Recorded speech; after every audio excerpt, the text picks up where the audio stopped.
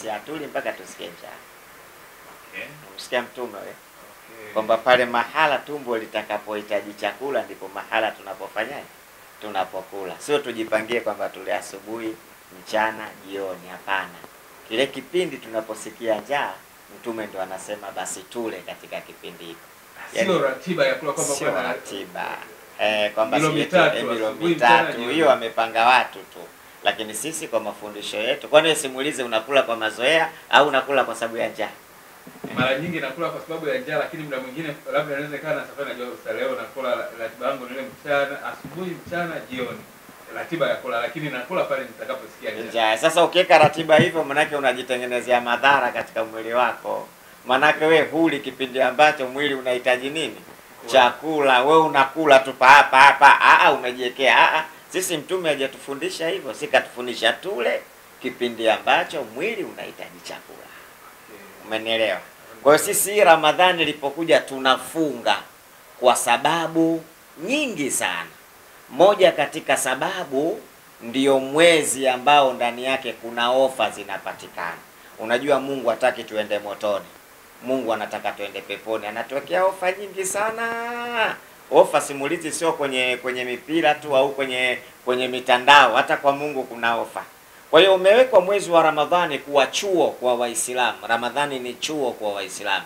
Wale ambao wenye matajiri watapata mazingatio maskini wanaishi vipi kipindi ambacho hawana chakula. Kwa kile kitendo cha kukaa asubuhi mpaka jioni vyakula vyake anaviona pale, anashindwa kula, anahimili mwili wake kutokana na njaa, anapata funzo vipi maskini akiwa anakosa chakula kwa mfumo huu ndani ya miezi 6-7 au maisha yake utafutaji wa chakula ndio anakuwa hivi, kuna kitu anajifunza. Lakini funga sisi kwa mujibu wa Qur'ani ndio inatuweka kuwa wacha Mungu. Yaani hii funga hii ndio inaweka karibu zaidi kufikia katika ucha Mungu. Kwa mfano leo kama unavyoona simulizi, mwezi wa Ramadhani huyu umeingia tumefunga. Lakini hata wasiokuwa Waislamu wanauheshimu mwezi wa Ramadhani. Kweli. Au unaongopa? Kweli. Una baraka kubwa sana ndani yake. Wenye mabaa wanalalamika.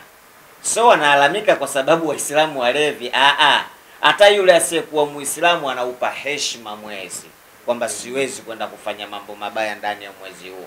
Unajua tumejengwa katika misingi ya imani ya kila mtu kukubali imani ya wenzie. Ila kuna watu wao misingi yao ya imani mbaya kutokana na wenzi wao. Lakini wapo wa Kristo ndani ya Ramadhani hata kama wao sio Waislamu wanafunga. Haujawahi kuona? Naona. Wanafunga kabisa, bwana mimi nafunga. Lakini huyu anafunga kwa sababu anatengeneza mwili wake. Unajua kufunga ni afya, sio? Wewe unajua simulizi Mtume anasema sumu taswiu, fungeni mtapata afya. Kile kipindi ambacho unalundika tu chakula, unakula chakula kinaenda kunakaa mahala ambapo kuna akiba ya chakula. Mwisho wa siku unamkuta mtu anaanza kutoka minyama, kile chakula kinafuta mahala pa kupita. Lakini ukifunga kile chakula kinabadilika, kinakuwa kama mafuta, kinarudi tena katika mwili. Na ndio maana Mtume akasema tufunge tupate afya. Lakini hata madaktari simulizi si wanakuambia kitu cha kwanza katika afya ni nini? Ni kufunga. Kwa hiyo lakini sasa sisi Waislamu tunafunga. Mungu ametuambia katika Qur'ani. Watu wanasema tunabadilisha eti tunakula mchana sisi hatufungi hivyo. Wala tubadilishe. Ndio maana nakwambia sisi hata ukiamka usiku mwezi wa kawaida ukisinjaa tu wewe sheria inakuruhusu kufanyaje? Kula. Haimaanishi sisi tumewekwa mipaka katika nini? Katika kula. Na Mtume akaligawa lile tumbo lako sehemu ya hewa, maji, chakula. Akaligawa namna unavyotakiwa kula. Usile mpaka ukapitiliza. Manake unatengeneza madhara katika mwili wako. Kwa hiyo sisi katika Qur'ani Mungu ametuambia ya ayyuhalladhina amanu, enyi watu ambao mlioamini, kutiba alaikumus siyam, mmelazimishwa kufunga kama walivyolazimishwa waliokuwa kabla yenu ili mpate kuwa wacha Mungu. Hii funga hii bwana simulizi, waliopita nao walifunga. Umenielewa? Hii funga tuliopewa sisi na wenzetu waliopita katika vitabu vya kale na wao walifanyaje? Walifunga funga hii tunayofunga sisi. Ila tunapishana namna ya kufanyaje? Ya kufunga. Wapo waliofunga siku 40, wapo waliofunga labda siku 30, wapo waliofunga siku 7, wapo waliofunga siku 2, lakini kile tamko la kufunga linapatikana. Yote ni kufanyaje? Kufunga. Japo tunatofautiana zile siku za kufanyaje? Za kufunga. Hii sio hoja. Kwa sababu hoja ni neno kufunga. Haijalishi huyu kafunga ngapi, huyu kafunga ngapi. Mungu anasema walipewa waliokuwa kabla. Kwa hiyo tunazungumzia nini? Kufunga. Kwa hiyo kufunga, wanafunga watu, na sisi tunafunga baada ya alfajiri ya kweli ile mpaka jua linazama, ndio tunapokwenda kufuturu. Kwa hiyo sasa sisi Waislamu tunafunga kwa sababu funga inatupeleka katika uchamungu, na ukishakuwa mcha Mungu, ahadi ya Mungu kwanza, unapata riziki kwa urahisi, lakini ahadi ya pili, unaokolewa katika mambo mazito sana. Simulizi funga ndiyo sababu ya mtu kwenda peponi, lakini kuna kitu kimoja tunakikosea kwa sasa, bwana simulizi. Waislamu hawana maandalizi ya kufunga. Umeona timu za mpira hizi, kama unaona jana Simba wamegomea mechi kwa sababu hakupata maandalizi ya kuingia wapi? Uwanjani. Wakaona si hatuchezi hiyo bila maandalizi. Sasa Muislamu naye anatakiwa aingie katika funga akiwa na maandalizi. Sasa kukosekana kwa maandalizi, tunaingia tu tunalidandia gari ambalo sasa halituhusu. Kwa nini nakwambia hivyo? Simulizi, umesoma wewe labda, mpaka nje umerudi na vyeti vyako, unatafuta kazi hakuna maskini. Lakini ukawakuta manispaa wanafagia barabara wale, ukawauliza hii kazi mnalipwa shilingi ngapi? Ukakwambia tunalipwa 300,000. Ukapiga hesabu 300 30, manake 10,000 mimi inanitosha. Lakini jioni ukaenda kununua mafagio, ukaja kesho alfajiri na wewe unafagia pale siku ya tarehe 30 watu wanaenda kuchukua mshahara, na wewe unaenda, utapewa? Hapana. Kwani hujafunga? Au hujafagia? Nimefagia, lakini labda sio katika utaratibu unaotakiwa ili nifagie pale nilipofagia. Watu si wanalipwa kwa kufagia? Ndio, lakini kwa nini wewe usilipwe, wewe umefagia? Walikuwa wanakubaliana. Asante. Tuache mfano huo. Simulizi, Mungu anusuru, umetoka nyumbani, umeacha watoto, mvua kubwa imenyesha, maji yameingia ndani. Baada ya kuingia ndani yale maji, akapita mtu na gari lake, akaona huruma. Baada ya kuona huruma, akayatoa yale maji, akauliza baba yenu anarudi saa ngapi? Wakasema saa 2. Yule bwana saa 2 kafika, anakuomba mshahara kwa kazi aliyoifanya. Vipi? Amefanya jambo jema, lakini bado kumlipa siwezi kumlipa kwa sababu tujakubaliana katika kazi hiyo. Umeona maneno, mfano ilivyokuwa mzuri, lakini kazi aliyoifanya ni kazi njema sana, lakini siwezi kumlipa kwa sababu mimi na yeye hatuna makubaliano ya ile kazi. Ndio sawa na funga. Watu wengi simulizi hawatokei kule kwenye uchamungu kwa sababu wanafunga hawana maandalizi namna ya kufunga. Unajua, ukifunga unakuwa mcha Mungu, lakini ucha Mungu haupatikani ndani ya kufunga. Tumeelewana? Ucha Mungu unapatikana baada ya kumaliza kufunga. Huu mwezi wa Ramadhani umekwisha, utabaki msikitini kama ulivyokuwa mwanzo? Ina maana usipobaki, wewe ndo katika wale ambao wamedandia gari lisilo wahusu. Ndio maana sasa ufanikiwi katika mambo yako, kwa sababu wewe ulikuja kwa sababu ya Ramadhani imeisha, umemwacha nani tena? Mungu, huna haja naye. Hii ndiyo maana ya funga kwetu, inatupeleka katika kitu fulani ambacho, angalia mwezi wa Ramadhani Waislamu wanavyokuwa marahimu, wanakuwa wapole, wanyenyekevu. Kwa nini? Kuna kitu wanakitafuta, na hiki kitu kinapatikana katika nini? Katika funga. Sasa hii tumekuwa tunasemwa sisi kwamba Waislamu mnafunga mpaka jioni, hii funga. Mwezi wa Ramadhani ni mwezi wa 9 bwana simulizi, kwa mujibu wa kalenda yetu. Fungua Yeremia 36:6. 36:6. Nataka uisome, alafu tuone kitu. Kuna kitu nataka tujifunze kwa pamoja katika Yeremia 36 mstari wa 6. Kuna jambo kidogo ambalo tutakwenda kujifunza. Yeremia 36 mstari wa 6. Anasema hivi. Naam. Basi nenda wewe ukasome katika gombo la kitabu. Sawa. Ambacho umeandika ndani yake maneno ya Bwana yaliyotoka kinywani mwangu. Ndio. Ukiyasoma katika masikio ya watu. Ndio. Ndani ya nyumba ya Bwana siku ya kufunga. Pia utayasoma masikioni mwa watu wote wa Yuda watokao katika miji yao. Ndio, endelea. Mstari wa 7 anasema, labda wataomba dua zao mbele za Mungu na kurudi. Ndio. Kila mtu akiacha njia yake mbaya, kwa maana hasira na ghadhabu ni kuu sana alizotamka Bwana juu ya watu hawa. Ndio. Basi Baruku mwana wa Neria akafanya sawasawa na hayo yote ambayo Yeremia nabii amemwagiza, akisoma katika kitabu hicho maneno ya Bwana ndani ya nyumba ya Bwana. Ndio. Basi kwa hiyo tayari hapo kuna neno la kufanyaje? Kufunga. Watu wakafanya nini? Wakafunga. Sasa unaweza ukajiuliza, hii funga ya Waislamu ambayo wanafunga wao kama Waislamu, Je, na Mungu anasema kwamba waliopita walifunga kama sisi. Funga yetu sisi bwana nani simulizi inaitwa saumu. Inaitwa nini? Saumu. Nataka nikuonyeshe saumu kwenye Biblia. Kuna kitu nitakuuliza. Soma Isaya 58:5. Isaya 58:5. Isaya 58 mstari wa 5. Kitabu cha Isaya 58 mstari wa 5. Nataka uisome, alafu kuna kitu tutajifunza kwa pamoja. Je, kufunga namna hii ni saumu niliyoichagua mimi? Nimesemaje hilo neno? Je, kufunga namna hii ni saumu niliyoichagua mimi? Inazungumzia nini? Saumu. Saumu. Umenipata? Ndiyo. Saumu ndio tunayofunga sisi. Sio saumu. Sio saumu. Saumu ni Kiswahili. Siyamu ni Kiarabu. Umenipata? Lakini leo kuna funga bwana simulizi inaitwa Kwaresma. Na Isaka kwenye Biblia mimi sioni. Yaani kila nikitafuta kwenye Biblia kama kuna funga inaitwa Kwaresma, mimi bado sijaiona funga hiyo. Endelea hiyo Isaya. Sawa. Je, saumu niliyochagua? Je, kufunga namna hii ni saumu niliyochagua mimi? Umeona? Je, ni siku ya mtu kujitaabisha nafsi yake? Ni kuinama kichwa kama unywasi na kutanda nguo za magunia na majivu chini yake? Je, utasema ni siku ya kufunga na ya kukubaliwa na Bwana?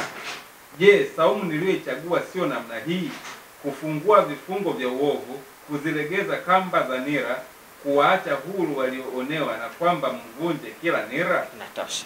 Umeiona saumu ilivyotajwa hiyo? Muulize Mkristo unayemjua wewe bwana simulizi, kama Biblia imetaja saumu, wapi tunapata Kwaresma? Ndio unapata Qur'ani inasema saumu hii mliopewa walipewa wenzenu kabla yenu. Inataja saumu. Acha hiyo, soma Yoeli 1:13.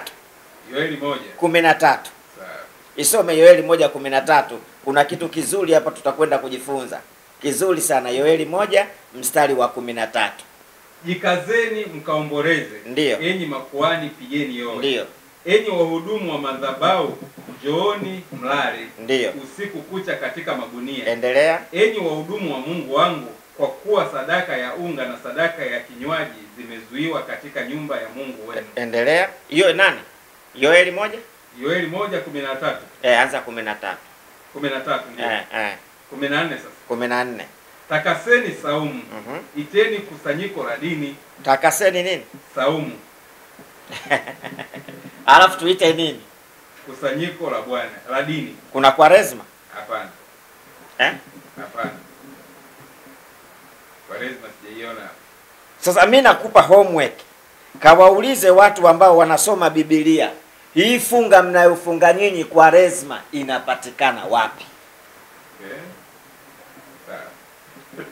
Unajifunza kitu? Ndio, najifunza. Kuna funga inaitwa Kwaresma. Kwenye Biblia inatoka wapi Kwaresma?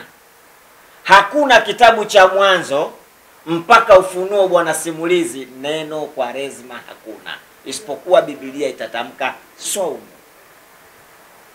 Ndio funga Waislamu na sisi tunayoifunga, na ndio maana Mungu akatwambia funga hii walipewa waliokuwa kabla yenu. Ina maana kuna watu waliokuwa kabla sisi wanachotumia hiki kitabu walipewa funga inayoitwa Kwaresma, au funga inaitwa saumu, sio Kwaresma. Leo Wakristo si wamefunga? Wamefunga nini? Ufungaji wa Kristo unajua ni tofauti kidogo na kufunga kwa Waislamu. Sawa. Mkristo anapofunga kile chakula ambacho hali anampa mtu mwingine. Sio kwamba hali alafu anakuja kula yeye mwenyewe kwa muda mwingine. Sio kwamba unabaki na chakula, labda wewe unakula kilo moja yako kwa siku, lakini kwa sababu umefunga ile kilo moja yako utabadilisha utakula usiku. Hapana. Wakristo wao wanapofunga hii ya Kwaresma hii, sio ile funga zingine za Wakristo, anazungumzia hii ya Kwaresma. Hii ni kwamba unajibana kile ulichonacho nampa mwingine. Ndio maana wao wanasema wamefunga lakini unaona wanakula. Wanasema wamefunga na wanakula. Wanakula vipi? Wanakula kama ulikuwa unakula kilo moja, maana yake unakula nusu, ile nusu inayobaki unampa mwingine. Sasa umefunga. Wewe uone vichekesho hivi. Msoma Waamuzi 20:23. Waamuzi 20:23.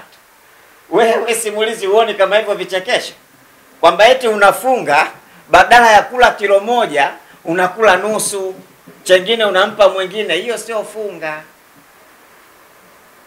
Sawa. Waamuzi 20:23 anasema hivi.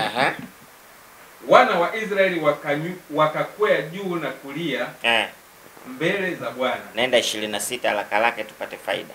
Ndipo wana wa Israeli wote na hao watu wote wakakwea, wakaenda Betheli na kulia, wakaketi hapo mbele za Bwana. Wakafunga siku hiyo hadi jioni, nao wakasongeza sadaka za kuteketezwa na sadaka za amani mbele za Bwana. Walifunga mpaka jioni. Na Waislamu tunafunga mpaka jioni. Okay. Biblia kitabu chetu simulizi. Umeelewa? Wallahi wa billahi simulizi, mimi nakwambia Muislamu. Na ndio mimi ndo nakwambia Muislamu ndiye anaifuata kitabu cha Biblia. Wakristo hawafati Biblia. Wakristo wanafata mafundisho yanayofundishwa na viongozi wao kanisani. Na ndio maana hata wewe simulizi unaposema namna ya kufunga kwa Wakristo, unasema watakula kidogo, kama wanakula nusu utakula robo, kama unakula kilo moja utakula nusu. Wakati kufunga yenyewe manake ni kujizuilia. Na ndio maana katika kitabu cha Waamuzi kinasema Waisraeli wakafunga hata jioni wakasongeza vyakula. Sasa huyu anayesema kwamba kufunga ni kupunguza kula, kufunga kwamba ale kidogo, amepata wapi? Ndio maana nasema hata hii neno lenyewe Kwaresma ukilitazama, mimi sijasoma katika Biblia simulizi kuna neno Kwaresma, sijawahi kusoma. Na Biblia yote mimi naijua hakuna neno Kwaresma. Limepatikana wapi? Wakati Biblia inataja funga inayoitwaje? Saumu. Ndio anayofunga Waislamu. Hivi simulizi tukisema haya tunatukana? Hapana. Hivyo utoka uanze kunihoji mimi, ushawahi kusikia natukana? Hapana. Situkani. Na ndio maana uko tayari unakuja unanihoji kwa sababu gani? Nakupa faida, lakini situkani. Na nawafundisha watu sisi saumu tunayofunga simulizi kwenye Biblia ipo inayoitwa saumu. Hakuna katika Biblia inayoitwa nini? Kwaresma. Hakuna Biblia inayosema Kwaresma, hakuna. Biblia inataja saumu. Qur'ani inataja saumu. Wana wa Israeli wakafunga hata jioni. Waislamu wanafunga hata jioni. Sasa hii Kwaresma wanayofunga Wakristo wanapaka majivu, wanafanyaje, inatoka wapi? Hakuna kwenye Biblia. Nakwambia simulizi, wallahi nakuapia tena, akitoa mtu ndani ya Biblia funga inayoitwa Kwaresma, mimi nakuwa mtu wa kwanza kuvaa msalaba. Funga ya Kwaresma. Ila mimi nimetoa funga inayoitwa nini? Saumu kwenye Biblia. Atokee mchungaji, atokee padri, atokee askofu, atokee mwinjilisti, atokee shemasi, ndani ya Biblia kutoka Mwanzo mpaka Ufunuo antolee Biblia kifungu kinachosema kuna funga inayoitwa Kwaresma. Mimi Shafi kama Shafi nitakuwa mtu wa kwanza kuvaa msalaba, tena nitavaa wa taaluma ya reli ili imani yangu itulie vizuri. Sawa, lakini wakati huo Waislamu mnafunga, tunaona hiyo saumu iliyoandika katika Biblia, lakini tunajua kwamba kitabu cha Biblia kilianza kabla ya Qur'ani. Ninyi mnaposema mnafunga, sina wakaje mnatoa kwenye Biblia au mnatoa kwenye Qur'ani? Sisi tunafunga kwa sababu ya Qur'ani, sura ya 2 aya 180 na 3 hii hapa hii. Sio, unaweza ukaisoma simulizi. Hatutoi kwenye Biblia. 183. Enyi mlioamini, mmelazimishwa kufunga saumu. Mnatakiwa mfunge saumu. Kama walivyolazimishwa waliokuwa kabla yenu, ili mpate kumcha Mungu. Kwanza umeiona kwamba Qur'ani inasema kweli?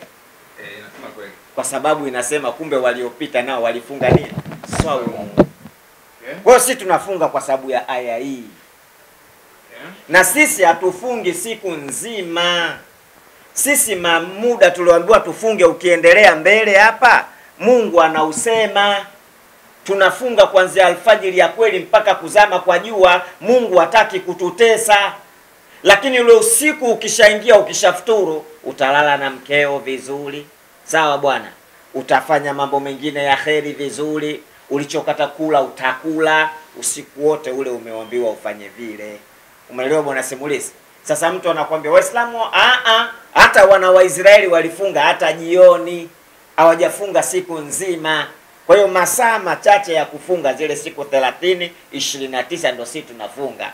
Waulize Wakristo Kwaresma wanapata wapi? Mimi nalo hilo siwaache, kwa sababu wachungaji wameendelea kuwaongopea sana Wakristo. Maaskofu, mapadri wanawaficha Wakristo baadhi ya mambo, wawaambie kifungu fulani kinasema Kwaresma hakuna. Mimi nimetoa ofa. Simulizi, mimi nimetoa ofa, napenda kuja kuswali kwa wiki mara moja. Atokee mchungaji, atokee padri, atokee askofu, atokee mwinjilisi, atokee shemasi, atoe katika Biblia funga inayoitwa Kwaresma. Sisi funga yetu nimekwambia mwezi wa 9, sio? Yeah. Angalia wenzetu walifunga Yeremia 36:9. Walifunga mwezi wa ngapi? Yeremia 36:9. 9. Yeah.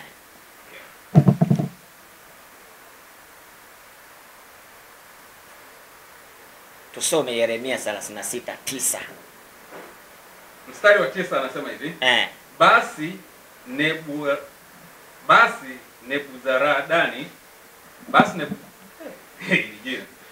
Nebuzaradani mkuu wa askari walinzi akawachukua mateka mabaki ya watu waliosalia katika mji mpaka Babeli, na hao pia waliouacha mji na kujiunga. Yeremia 36:9.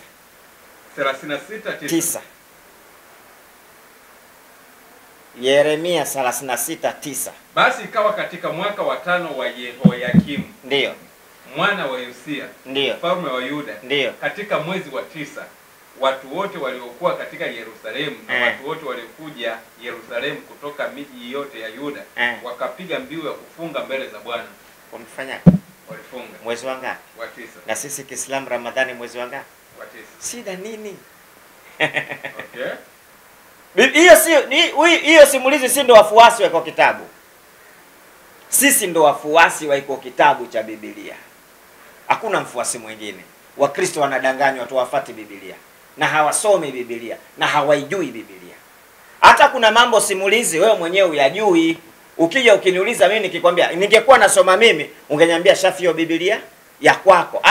Nakwambia soma wewe, iko kifungu uone. Sisi hatuna maana simulizi tunawatukana Wakristo. Sisi tuna maana tunaona huruma. Kwa nini sisi watoto wa Mungu mmoja, sisi watoto tumeumbwa na Mungu mmoja, kwa nini tunaenda kupishana wakati Biblia na Qur'ani viko wazi? Tukae chini basi, lete Qur'ani, nilete Biblia, lete Biblia, nilete Qur'ani, tuzungumze hivi vitu, lakini tusiende kufanya ushabiki usiokuwa na sababu. Leo kuna mahala simulizi mitandaoni huingii watu wanapotukana Uislamu. Mpaka unamuuliza, unatukana, unajua unatukania nini? We kitu kama ukitaki ujui, kiache, sio lazima ulete nini matusi. Na ndio maana sisi anayemtukana Yesu hana uzima wa milele. Muislamu yoyote akathubutu kumtukana Yesu, kumkashifu, hana uzima wa milele. Na waambiaga hata watu wale wanaotoaga maandiko, Yesu sijui kaiba punda, madhambi wanapata, wanakufuru. Tena wanakufuru sana. Tume wa Mungu hawezi kufanya kitu kama hiko. Sasa wanaunganisha alafu wanasema hivyo ni madhambi wanapata. Kwa hiyo simulizi bwana, funga ya kweli ni swaumu wala sio Kwaresma. Okay. Lakini kwanza unanichanganya kitu kimoja. Unaposema huu mwezi mnaofunga ndio mwezi wa 9. Lakini hapo unaniambia mwezi wa 4. Mwezi wa 4 huo unaofuatia baada ya mwezi wa 8. Sio wa 4 huo. Wewe unataka ya Kiswahili, sio ya Kiswahili. Kuna miezi yetu sisi ya Kiarabu, ya Kiislamu. Sawa. Mwezi wa kwanza basi. Baada ya huu wa 9, maana yake mwezi wa kwanza ni mwezi gani? Ambao ndo tuliosoma kule mwanzo tukasema kwamba huu mwezi wa 4 unaitwa mfungo 4. Sio mwezi wa 4, mfungo 4. Tukishatoka mfungo 3 kufanya hija, unakuja mfungo 4. Ule mfungo 4 ndio mwaka wa kwanza kwetu. Yaani mbadiliko ya mwaka kwenye Kiislamu kuna miezi hiyo. Kwa hiyo Ramadhani ukipiga hesabu unakuja mwezi wa ngapi? Ukihesabu 1 2 Ramadhani unapata wa 9. Umeelewa? Ndio inavyokuwa. Kwa hiyo ule mfungo 4 ndio kwetu sisi unakuwa kama ndio mwezi wa nini? Wa kwanza. Ila tunauita tu mfungo 4 kwa mazoea tu tuliyazoea. Tunaita mfungo 3, mfungo 2, mfungo mosi, lakini unakuwa mfungo 4 kwa maana ndio mwezi wa kwanza kwetu kwenye Uislamu. Okay. Umenipata eh? Hapo nimekupata. Lakini nilikuwa naendelea na swali langu kuhusiana na huu mwezi wenyewe ambao wa kufunga. Hapa sijui kwenye Qur'an unaniambia kuna sehemu inaonyesha kabisa kwamba muda wa kufunga kwamba ni kuanzia ile alfajiri ya kweli mpaka litwe juu. Kuhusiana na huu muda wa kufunga, yani sasa huu mwezi wa kufunga, hiyo nayo inakujaje ndani ya Qur'an? Ndani ya Qur'ani ni mwezi wa Ramadhani ndio tunaofunga, na kufunga kwake tunatazama kutoka kwa kuzama kwa jua. Likizama jua tunafuturu, lakini asubuhi tumepangiwa kuanza swala ya asubuhi ile, pale ndio tunatakiwa tuanze kufanyaje? Kufunga. Unajua sisi mwezi ule kwamba leo ni siku ya kwanza tunaanza kufunga. Ule mwezi mnauchagua. Mwezi tunauchagua sisi kwa mujibu wa kuandama kwa mwezi. Yaani mwezi si una matoleo yake. Mungu anasema wal qamar qaddarnahu manazila, na mwezi tumeujalia vituo. Katika Biblia ipo muandamo wa mwezi. Sijai kuona hiyo kitu. Kwa hiyo kipindi kile majira yanatazamwa kwa kuandama mwezi. Leo mwezi 28, leo mwezi 29. Sawa sawa na tarehe kwa kizungu. Kama hii tunaiona tarehe 9 kwa mwezi 8. Leo ni tarehe 9. Lakini Kiislamu mwezi 8. Kiislamu ni tarehe ngapi? 8.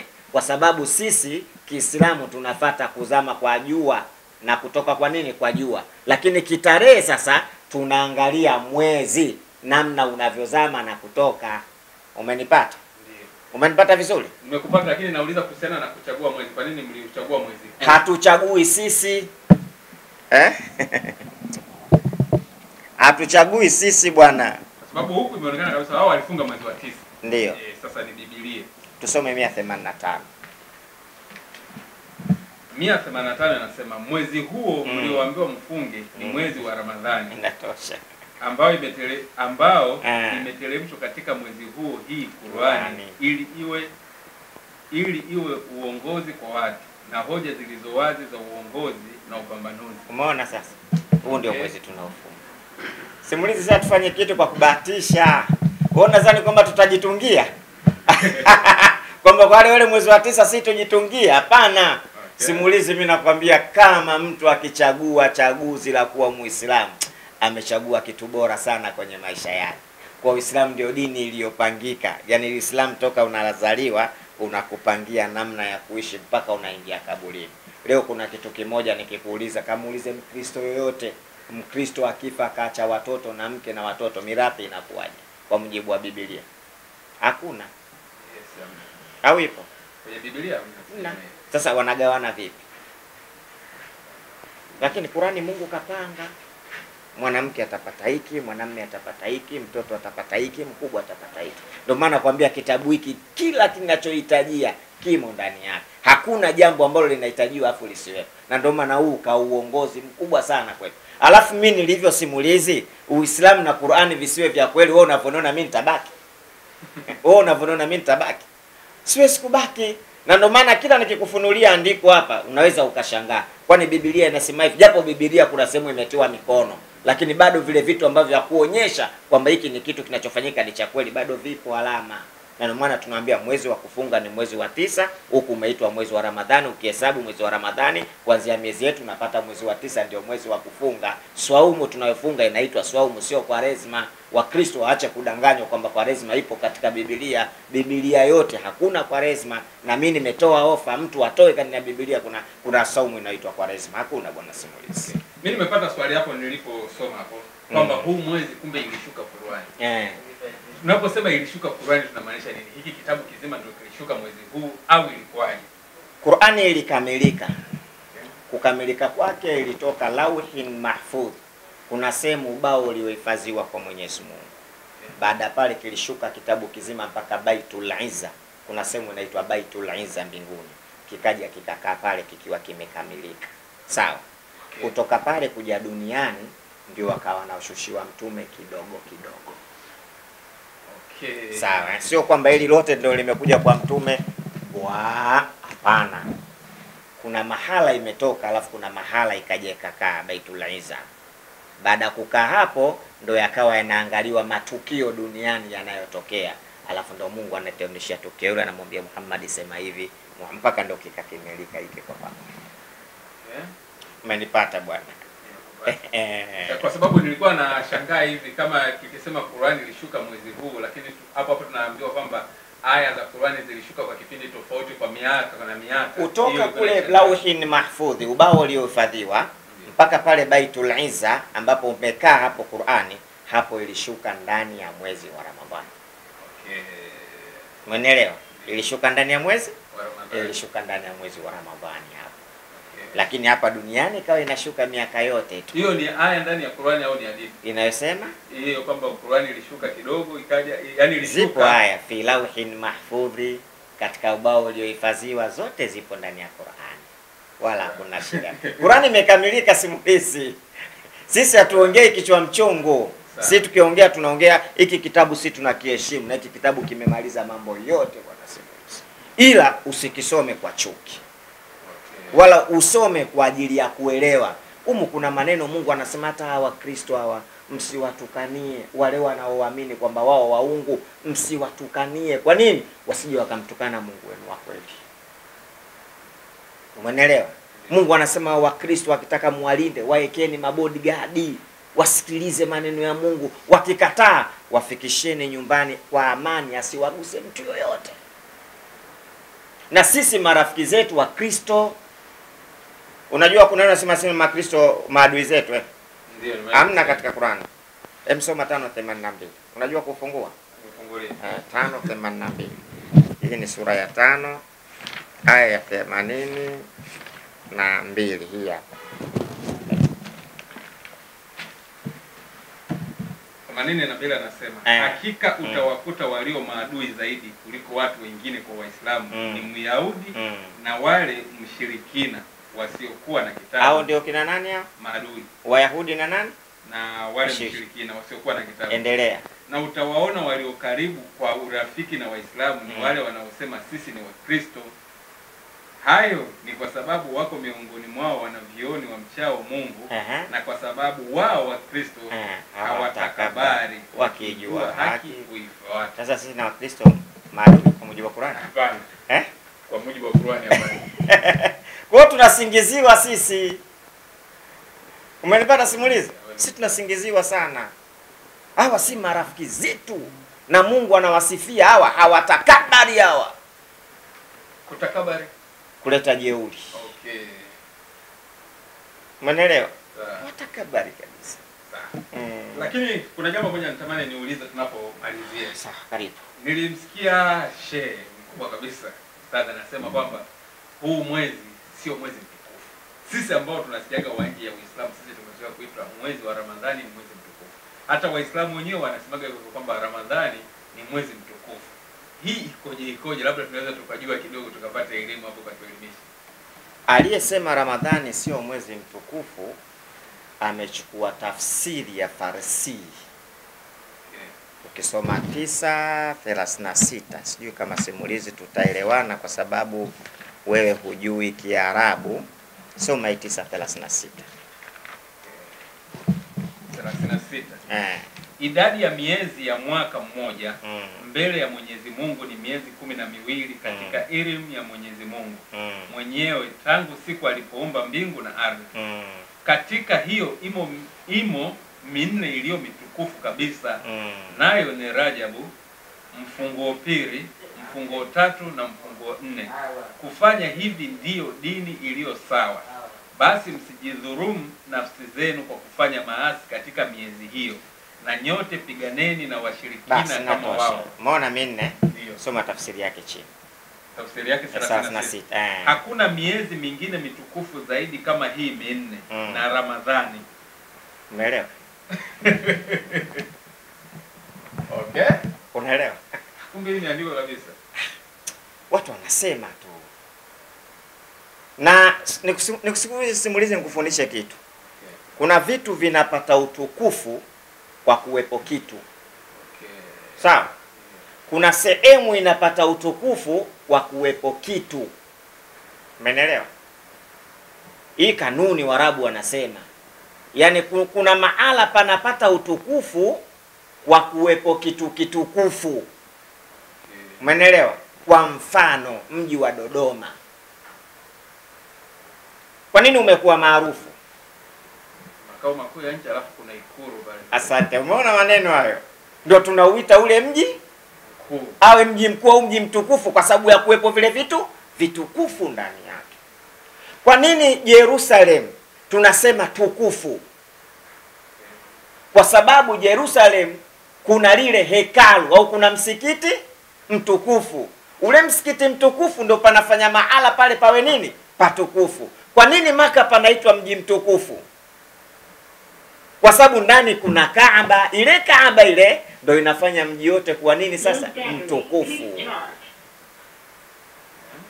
Umenipata? Na mwezi wa Ramadhani unakuwa mtukufu kwa sababu ndani yake kimeteremshwa kitabu kitukufu. Umenielewa? Lakini ndani ya Ramadhani Mungu anasema katika sura ya 95 kuna siku ambayo ukifanya ibada siku moja thawabu zake zinapita ibada ya miezi 1000. Kuna siku ndani ya Ramadhani ukifanya ibada usiku mmoja thawabu zake unapata kushinda ibada ya miaka 84 ndani ya mwezi wa Ramadhani. Kwa nini usiwe mtukufu? Ndio mwezi wote kimeshuka Kimetoka kitabu kitukufu. Kwa nini usiwe mtukufu? Kwa hiyo ni kuelewa tusimulizi. Kisha kwa elimu hizi basi kila mtu asimame katika sehemu anayoijua. Ukiona mahala hapa sipajui usisimame, yani usisonge mbele, utakuja kupoteza watu. Na ndio maana ikifika mahala ukiona hili swali limenishinda, usiseme kwamba hili swali mimi bwana nitalijibu. No. Niliwahi kuona mtu mmoja unamhoji ukamuuliza, "Kwa hiyo Muhammad kafufuka?" Kwambia, kafufuka, wewe hujui." Mimi nikacheka sana. Yaani ule mtu swali limefanyaje? Limemshinda maskini. Na wewe umemuuliza swali ambalo kinyume na uwezo wake, maskini ya Mungu. Asiseme kwamba mimi hili siliwezi, ngoja nitafute wanazuoni, akaamua kulifanyaje? Kuliingia, na wewe ukamshikisha penati, maskini ya Mungu. Ile mimi nimeshikilia mpaka leo kwamba najua kwamba Mtume Muhammad naye amefufuka. Au maana yake ni au kuna utofauti hapo? Kufufuka ni nini sasa?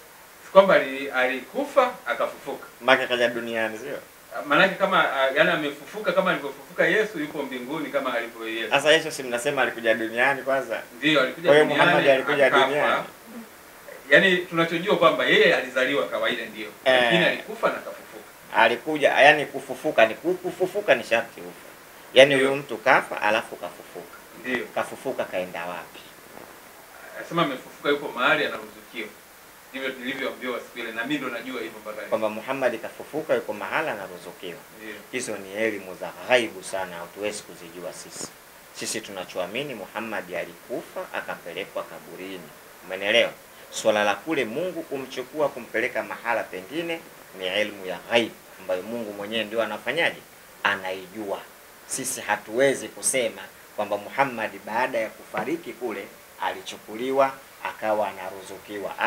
Hakuna andiko hilo katika nini? Katika Qur'an. Tumeelewana?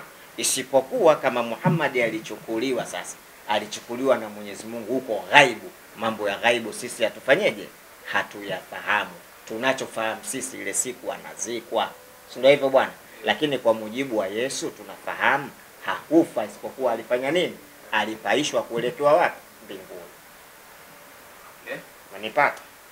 Labda kwa mfano hiyo nilikuuliza mwanzo kuhusiana na Ramadhani kutokuwa mwezi mtukufu, amenitolea hapo kwenye andiko.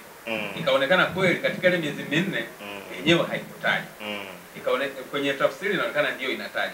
Hiyo sasa ya kwamba labda yuko mahali anaruzukiwa. Labda kuna kitu ambacho kinasupport hayo. Ipo aya Mungu anasema, "Wala tahsabanna alladhina kutilu fi sabilillahi amwata."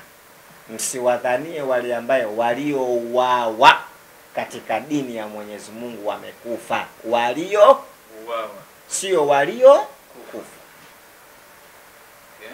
Unaelewa? Kuna watu wameuawa. Kuuawa maana yake kwenda vitani, kupigania dini, ukafa vitani. Wewe unakuwa umefanyaje? Umeuawa. Hawa Mungu anasema wapo hai, wanafanya nini? Wanaruzukiwa, lakini nyinyi hamjui namna wanavyoruzukiwa. Mtume Muhammad alikufa kifo cha kawaida. Lakini ikiwa wao maswahaba wanaruzukiwa ambao ndio wametumwa na mtume wao Muhammad, swali, Muhammad yeye atakuwa mahali gani ikiwa hawa tu wanaruzukiwa? Basi Muhammad ataruzukiwa zaidi, lakini namna anaruzukiwa sisi hatujui, elimu ya ghaibu. Umenipata? Watu wafundishe vizuri. Mimi natazama simulizi vipindi vyako. Okay. Tazama sana. Basi hiyo nilikuwa sijela. Hiyo nilijua ni kweli basi alifufuka, lakini labda elimu zenyewe tumefichwa hazipo. Tuendelee na hilo swala kwanza la Ramadhani. Nimeona hapa sasa Ramadhani imetengwa katika miezi minne mitukufu. Hiyo inamaanisha nini? Nimeona pale kwamba ni miezi hii minne na Ramadhani ukisoma tafsiri hapa ya Qur'ani, neno limetumika hurumun. Sawa. Hurumun sio mtukufu. Sio mitukufu. Mitukufu kwa Kiarabu ni sharafun. Lakini kwa nini fasiri katafsiri mitukufu? Katafsiri mitukufu kwa sababu ya uelewa wa watu namna ulivyo. Lakini neno hurumun manake imeharamishwa. Tuko pamoja? Imeharamishwa. Kwa nini miezi minne ile imeharamishwa? Na imeharamishwa nini? Miezi minne ile imeharamishwa kupigana vita. Kwa nini iharamishwe kupigana vita?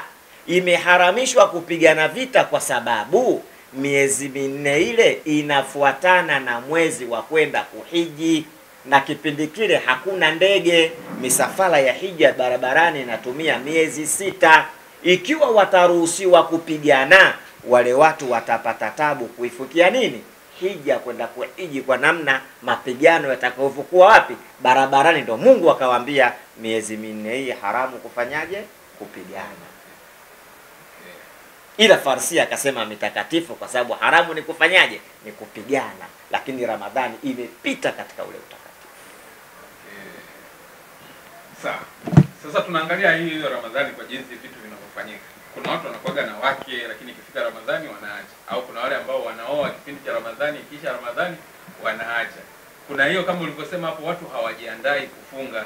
Kuna watu wale wanasemaga sijui ni ndio inakubalika au vipi, lakini kuna watu wanasema wanavunja jungo, au kuna mtu anafanya ile zina kwa mara ya mwisho siku ile kabla ya kuanza kufunga. Kwa labda leo kuna dalili mwezi unaweza kaandama tukaanza kufunga, mtu anafanya ile ili amalize kabisa, tuseme hii ikoje? Anapata dhambi kwa Mungu. Kuvunja jungu sio haramu katika mambo ya halali. Umeelewa? Kuvunja jungu ni Kiswahili kinachotumika, takieleweki kimetoka wapi. Ukimuuliza mtu kuvunja jungu nini, hataelewi. Kama unakusudia kuvunja jungu kufanya zinaa machafu ni haramu. Lakini ukikusudia kuvunja jungu leo mimi najipigia mikuku sana, kesho nafunga mchana siipati, halali. Okay. Umenipata? Hiki Kiswahili tukisiwape watu tabu. Kuvunja jungu kwa maana ukikusudia kwenye uharamu wa kufanya zinaa na matendo mabaya, unaingia kwenye uharamu. Ukisema mimi navunja jungu leo, napiga vitu kweli kweli vya kihalali, hiyo sio haramu. Hiki ni Kiswahili tu kinachotumika. Lakini mtu akiwa anaoa kwa sababu ya Ramadhani akapikiwe iftari, huyu ndoa yake haitoweza kudumu kwa sababu ameoa kwa kitu fulani. Na sisi bwana simulizi, ndoa ni moja kufikisha nusu ya dini. Yaani hii ndoa ukioa umefikisha nusu ya dini. Umeelewa? Sasa mtu akioa anaoa kwa sababu ya Ramadhani alafu anaacha, manake anacheza mchezo, na huyu atakuwa na lawama mbele ya Mungu. Yaani anaoa kwa sababu mwanamke ampikie nini? Iftari, ni shida. Lakini imefika mahala wengine wanakaa na mademu, wakishafika mwezi wa Ramadhani, kesho mwezi anamwambia yule demu ufanyeje? Ondoka mimi nifunge. Anapata thawabu kwa kitendo cha kukataa zinaa, ila akimrudisha anabatilisha matendo yake yote mema. Kuna watu ambao wana wapenzi yani wanafanya kazi, lakini ikifika huu mwezi kwa kuwa wanauheshimu, hiyo haitakuwa na maana sana, kwamba japokuwa ndio unafanya lakini angalau ukifika mwezi huu wewe unaacha. Watu wanakuambia sasa hivi hata zina zinapungua, guest zenyewe hazijai sasa hivi. Kwani kuna mwezi ambao Mungu anaturuhusu tufanye zinaa? Labda nakuuliza, kuna mwezi Mungu anaturuhusu tufanye zinaa? Hapana. Sasa huyu anafanya mchezo. Okay. Ila analeta heshima kwenye mwezi, lakini haitomsaidia chochote heshima yake. Kwa sababu lengo tuache maasi. Na Ramadhani lengo lake kutufikisha kwenye Mungu, tuache maasi. Mimi nikuulize swali. Uone mwezi wa Ramadhani watu wanaswali sana? Ndio naona. Unaweza ukauliza, nyinyi wakati wa njaa hamjala, mnaweza kuswali. Vipi mnashindwa kuswali wakati mmeshiba? Unaonaje? Yaani kafunga na njaa lakini ana uwezo wa kufanyaje? Kuswali. Ramadhani imeisha, mwezi wa kula mchana, anashiba lakini hawezi kuswali. Mtihani sasa huu. Ndio mimi nawauliza, unawezaje kuswali wakati una njaa, ushindwe kuswali wakati umeshiba? Wewe unachezea dini. Kwa katika maandalizi ni kipi hasa kinachotakiwa kufanya tunaposema tunajiandaa sasa tuingie katika Lazima kwanza katika Ramadhani ukitaka kuingia kuna mambo ya maandalizi ili utokee kule unapotaka. Moja katika maandalizi kwanza kujikita na kuingia katika uumini. Unajua funga imekuja kwa waumini. Funga ijaja kwa kila mtu. Sijui umenielewa? Funga imekuja kwa waumini na sio kwa Waislamu. Imekuja kwa waumini. Simulizi kuna tofauti baina ya Muislamu na muumini. Huwezi kuwa Muislamu, kuna tofauti baina ya Muislamu na muumini. Huwezi kuwa Muislamu, huwezi kuwa muumini sharti uwe Muislamu. Ila unaweza kuwa Muislamu usiwe muumini. Sawa sawa, kila mwalimu mkuu ni mwalimu, lakini sio kila mwalimu ni mwalimu mkuu. Umeelewa? Kwa hiyo watu kwanza waingie kwenye uumini, alafu ndo watatokea kwenye uchamungu.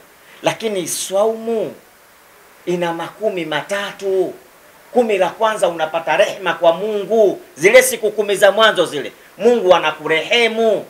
Lakini leo si tuna mazoea, mtu kashashiba iftari anakwenda msikitini, anafungulia feni, tumbo wazi, astaghfiru rabbi. Hiyo hakuna. Kaa kabisa vizuri, lete tasbihi zako, muombe Mungu kweli wa kumuomba. Sio shashiba iftari tumbo wazi tena astaghfiru rabbi. Hiyo hakuna. Tena mtu analifungulia feni pale linampepea kweli kweli kisha shiba iftari zake. Hapana, huu sio mwezi wa kulala. Huu sio mwezi wa kucheza.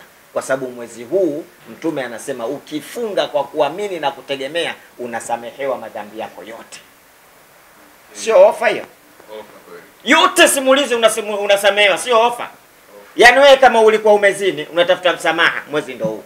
Kama ulikuwa umeua unatafuta msamaha, mwezi ndio huu. Ulifanya madhambi makubwa unatafuta msamaha, mwezi ndio huu. Jipinde katika ibada, afu niwaambie wasikate tamaa. Huu mwezi ndio mwezi wa kutakaswa.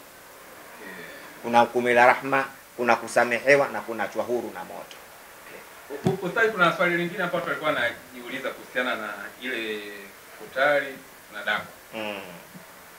Kipi ni kitu muhimu katika hilo? Kwa sababu watu wamekuwa wakibishana, wengine wanakuambia daku, wengi wanapenda kulala, wanakuambia daku bora apitilize tu amtoto ile kwa swali alfajiri, daku wali. Akishafuturu basi amemaliza. Kuna utaratibu wote juu ya haya? Unajua futari maana yake nini? Ile kwa ajili ya kufuturu. Unajua nini maana futari? Sijui mimi najua. Wewe unajua vyakula. Ndio. Futari ni chakula cha kwanza kinachoingia mdomoni. Okay. Ndio Mtume akatuambia idha aftara ahadukum falyuftiru ala tamrin. Mtu akitaka kufuturu kwanza aanze na tende au na maji. Kile cha kwanza kinachoingia mdomoni ndio kinaitwa futari. Ile mengine misosi tu ile.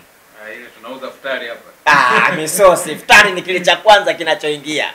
Na ndio maana Mtume akausia ingiza kwanza maji au tende. Kwa nini? Mwili unakuwa umepoteza vitu vingi, mfano sukari. Kwa hiyo rudisha kwanza ile tende yenye utamu au rudisha kwanza maji. Ile ndio inaitwa futari. Umenielewa? Ile mengine ile vyakula. Sasa unakuta mtu leo ananitamini je kula nyumbani kwake kufuturu, afu kule msikitini kuna mtu kakaa na tende na nini? Na maji. Yule ndo anapata ile thawabu, wewe umekuja kunilisha tu. Umenielewa? Wewe ile ndio iftari, ile ndio iftari, kitu cha kwanza kinachoingia mdomoni. Lakini daku ni sunna, sio lazima. Umenielewa? Lakini sunna ya daku nzuri ni kulala na kuamka. Alafu ndio ule. Mimi kama mifano misili daku. Yaani mimi nikishakula iftari tu, labda nimekaa nimemaliza kuswali, nitachukua tende na maziwa nitakunywa, mchezo umeisha. Lakini daku nzuri ili upate sunna, ulale na kuamka. Umenipata bwana simulizi? Umeelewa vizuri? Nimeelewa vizuri juu ya kufunga, juu ya mwezi wa Ramadhani kwa mtukufu, ndio. Ndio. Nimeelewa vitu vingi. Asante sana, nashukuru. Labda kama kuna machache tunaweza kumalizia, tumalize. Mimi niwaombe tu watu wa subscribe sana zi channel zetu. Wazifuatilie sana kipindi hiki cha Ramadhani, kutakuwa na vitu vitamu sana.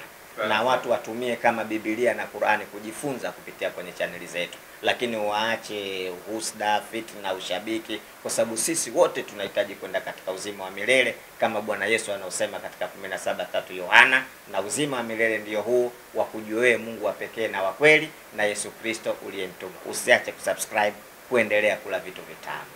Asante.